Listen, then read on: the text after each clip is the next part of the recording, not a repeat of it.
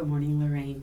Good morning. Today is March the 15th, 2024, and I'm Claire Nellmeyer, and I'm going to get a chance to talk to Lorraine Wearne today for our history project for Tempe First United Methodist Church, coming up on our 140th anniversary. Lorraine, do you recall the very first time you ever came to Tempe First? I do. I was 15. We came from Kansas, and I was part of the MYF and I'm afraid I don't know what MYF is. The youth group, The youth the group, high yes. school group, youth Oh, okay. group, Wonderful. and so let's see. And then I stayed right on through ASU, so I was in Wesley Foundation. So I've been a part of that church since 1945. Okay. So I know a lot of people. I knew a lot of the pastors. Does anyone stand out as far as pastors for you? Oh, of course. They lived across. We moved to Palmcroft, and they bought the parsonage on Palmcroft. So Buzz and Leaf Stevens are still good friends. And let's see, I can't say it. Is it? Debbie and Gary Kennedy I hear from them every Christmas Yes. season. Yes. So that's wonderful. Uh-huh. Really good You friends. love to have long friendships Yes. like that. Right. What were your impressions of the people and any events that stand out for you? Oh, it was a much smaller group of people, Mm-hmm. but we had lots of wonderful potluck dinners, Oh, yes. and dinners that we prepared right there in that kitchen. Mm-hmm. So, yeah. I read that at one time I think it was the Kiwanis Club used to meet here every Tuesday, and the ladies of the church for $1.25 would make them lunch. Did you ever get in? I wasn't part of that. You I didn't don't do that think. part. Uh-huh. Yeah.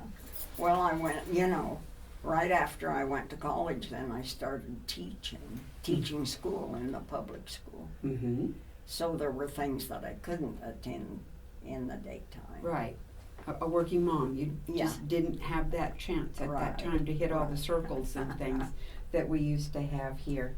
Would you share some of your recollections about your years with preschool here? Oh, sure. When did you start it? It was in 1964. Mm-hmm. It was right when the preschool movement started, and we were the second preschool in Tempe. And we continued until 1983, so that's 19 years. Mm-hmm. And it was a wonderful preschool. We started with just 4-year-olds.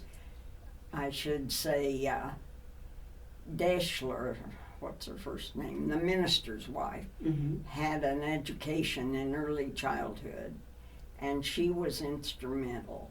And then I worked with her, and I had said yes, I would if I could bring Susan. She was only 3, but she was in my class, and I was the first 4-year-old class 3 days a week. We ended up with 2 4-year-old classes, a class for the kids who were not really ready for public kindergarten, so we had a 5-year-old class, Mm-hmm. and we had a 2-day 3-year-old class. So that's 4 classes, and we did lots of science. We hatched eggs. My husband and my dad built us an incubator, and so we had the baby chickens hatch in the room. We hatched butterflies. Yes.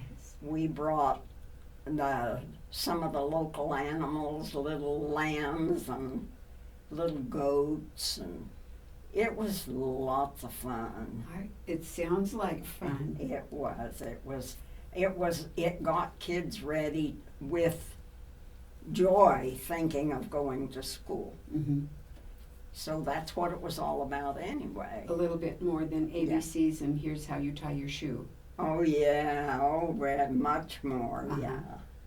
Anyway, after those 19 years, I went back and taught in the public school again.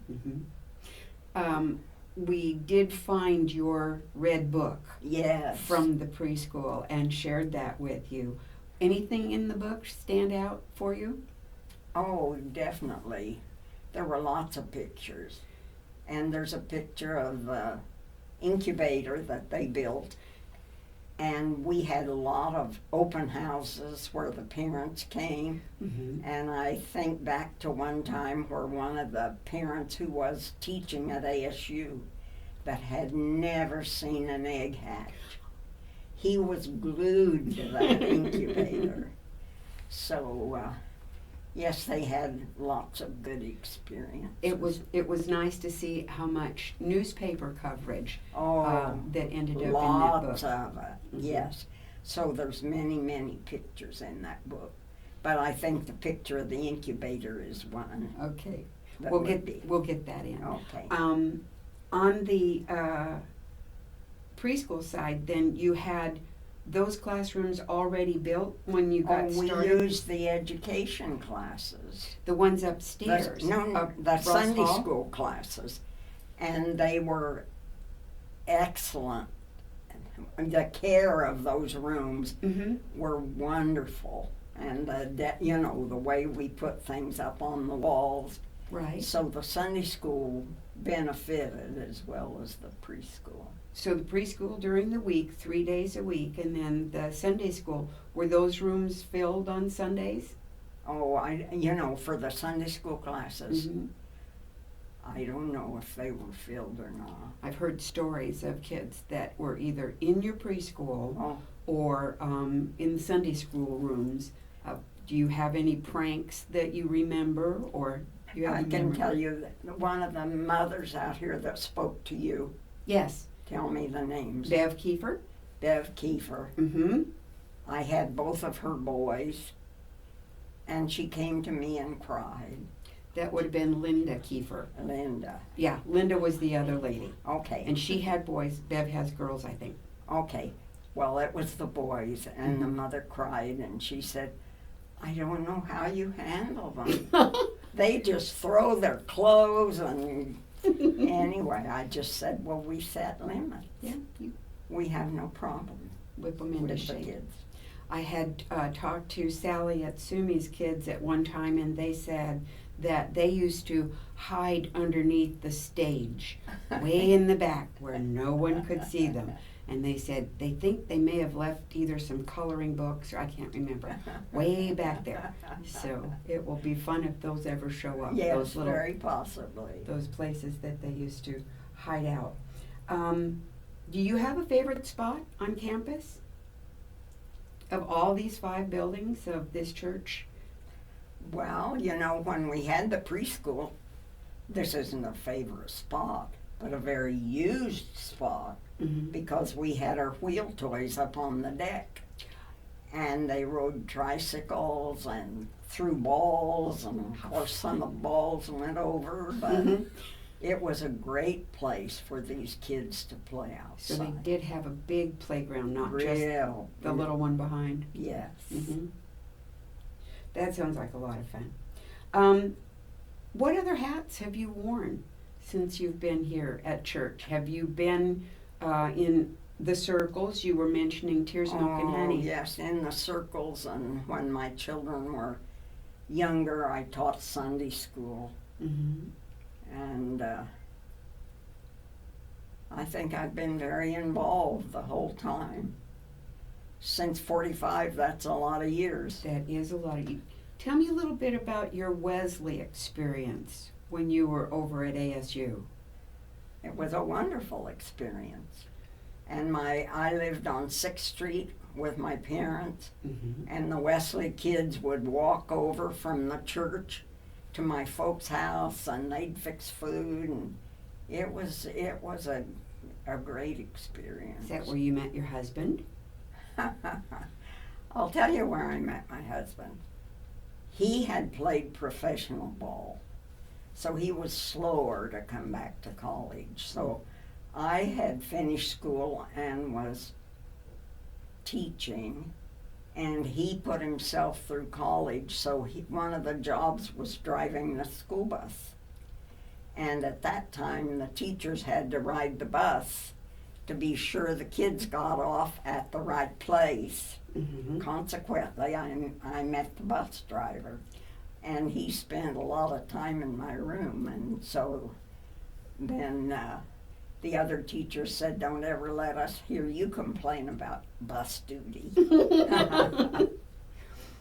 So, but we were married back in Kansas because every summer when school was out, my dad was still farming back in Kansas, and our family would go back there.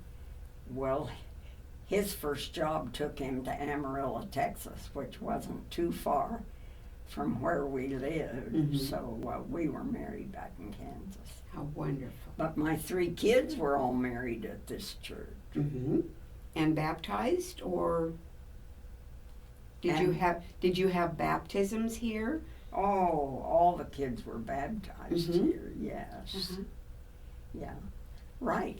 We just probably couldn't have been more involved than we were.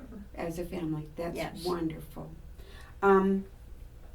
Going forward from now, what do you see in our future for the church here? Well, I'm disappointed with all the high-rise buildings Oh, yes. where we're in the shadows. I I don't know what I think's going to happen. Well, for many of the years, now let's see, 45 till now, that's going to be almost 60 years, isn't it? Or more. How am I adding? It's not up to speed. The church has grown in that time.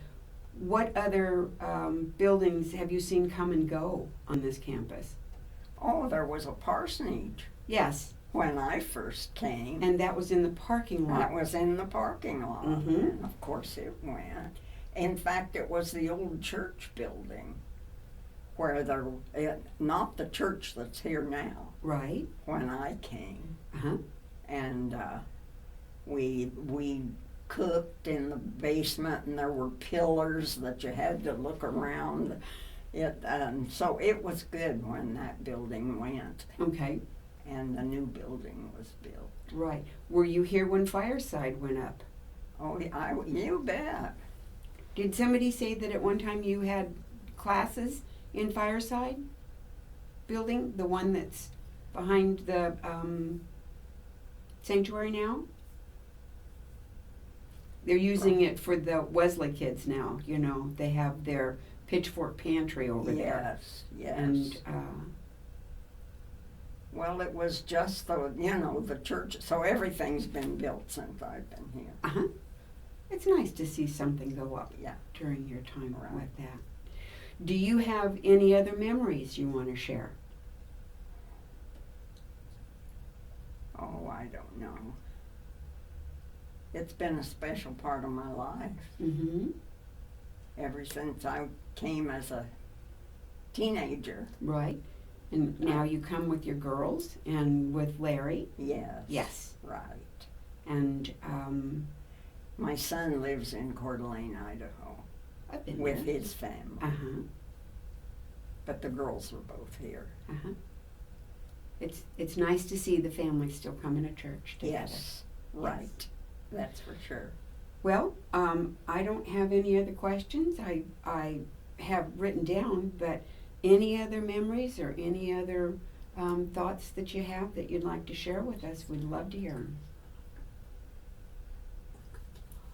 Oh, the cookie walk. I worked on the cookie walk for 40-some years. Well, let's talk about that cookie walk. I bake cookies for it every year. When did it get started? Who was instrumental in getting that up? There was a lady from the Scottsdale area, that came and informed us, and we decided we'd try it, and never missed a year after that for many years. Well, I think it's on 45 or 46 this coming year. Did you bake in the kitchen, or did you all bake at home? I baked at home, Mm-hmm. but we did, people did bake in the kitchen. Uh-huh. What's your best cookie that you ever baked for the cookie walk? The shortbread I cookies. love shortbread. Yes. And can you remember how much money you used to make on that cookie walk? Oh, thousands of dollars. Uh-huh. And it went for good causes. What were some of them that you remember? Let's see. I can't remember. That's okay. But, wherever there was a need, this money was available. Mm-hmm. It was a good project. And it still is to this day a really good project. I know that of recent years after COVID, we don't have as many standing out there, but do you remember going out with the broken cookies to feed to the people waiting to get in the door? Yes. Yes, that's right. Yeah, we still do that. Yeah, that's good. I don't know what else is still going on that started way back. Well, I think that the love knots have come up since then, doing the blankets, Mm-hmm. and Stitching Time is still going. Right. We still do the boutique. Yes. I know a lot of the Ruth and the Naomi circles have sort of gone to the wayside, but Tears, Milk and Honey, you still have those over at Friendship Village. Mm-hmm. That's good. That is good. Yes, it is good. Okay. Thank you. All right. Thank you, Lorraine. It was fun. You're so welcome. Thank you.